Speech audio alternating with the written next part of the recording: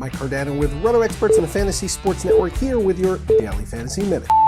Now, so many of you have expressed confusion early on as to what stats you should be concentrating on in your analysis of what players to roster, with many of you fearing that with no real current performance data to go off of, well, historical numbers or data from last season may not be valid.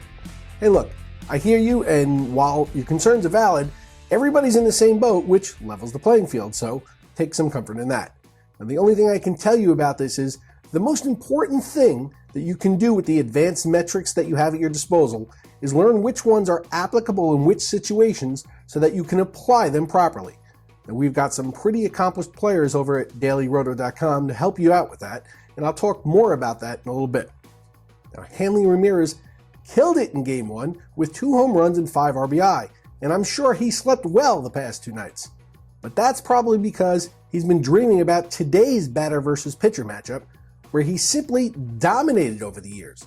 Now, Ramirez's numbers against Aaron Harang fit the category of a Little League player who needs his birth certificate checked, as he's 10 for 29, including 5 home runs. Now, I'm taking a look at another short stack today and looking to plug in both Ramirez and Big Papi, who's getting some first base love right off the bat here, starting with an interleague series. And he comes into today's game with a small sample size against Harang, but he's hitting .455 with 5 hits and 11 at-bats, including 3 doubles and a home run. And as you know, historically, he hits right-handers very well. Now, if you recall, Harang was nearly unhittable in his first few outings last season, and it's going to be very interesting to see how he tries to get through these two each time the lineup turns over. I suspect he's going to have a rough time.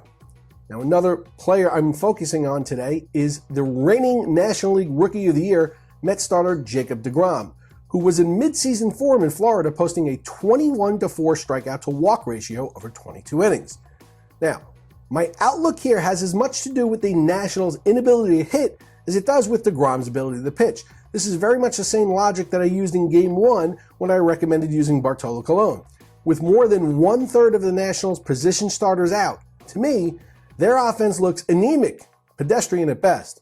And deGrom's price tag isn't going to come at the discount Colon's did, so you aren't going to get that advantage. But I am looking at the potential for some dominance here today against a very weak Nationals lineup. Now, if you're looking for some site-specific recommendations, including value plays, tournament plays, and cash game plays, check out the premium products on dailyroto.com put together by Drew Dickmeyer, Mike Leone, and the most respected team in the industry.